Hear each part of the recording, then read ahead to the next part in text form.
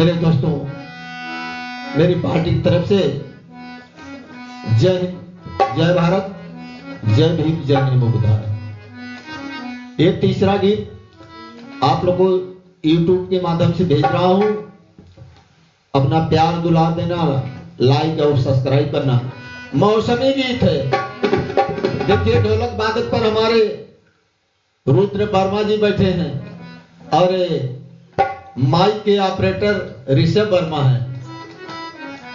एक दुल्हन अपने पति देव से कहती है क्या?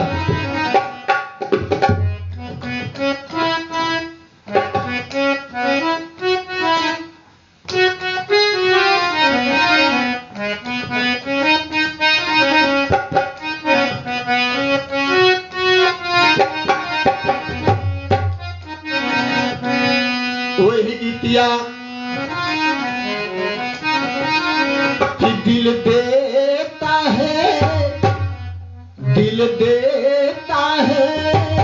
रो रो दुहाई, किससे कोई क्या करे। दिल देता है रो रो दुहाई, किससे कोई क्या करे।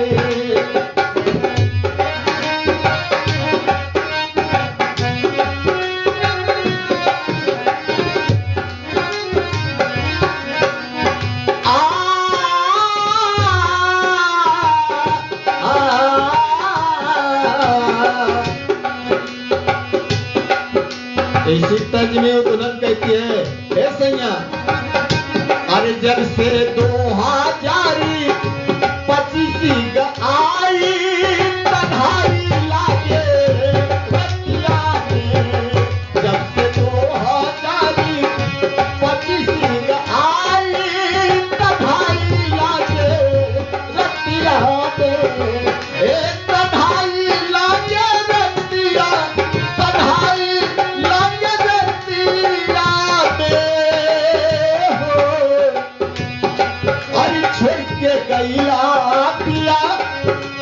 छोड़ के गईला पिया गवना कराई तन्हाई लागे रतिया में। जब से 2000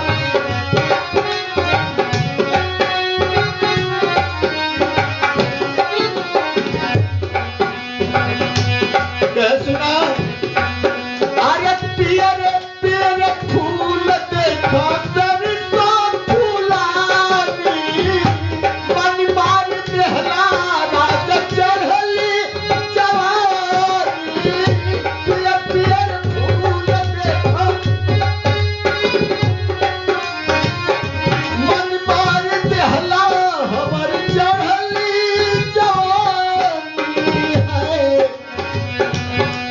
नाही रोके जाड़ा है, नाही रोके जाड़ा, गद्दा और रजाई तन्हाई लागे रतिया में।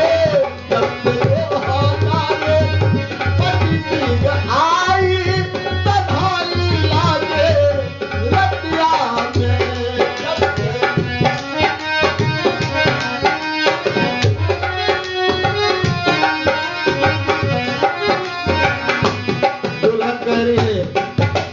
अगर हमारी बात समझ में आ गई हो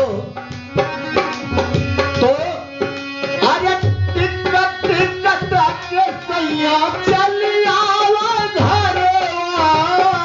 टिकट टिकट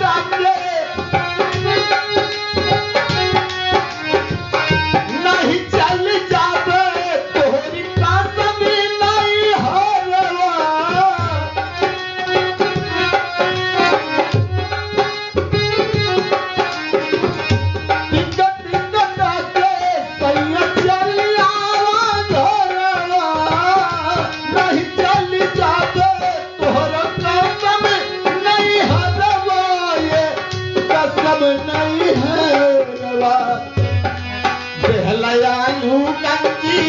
सुवर की पटाई तन्हाई लागे रतिया में।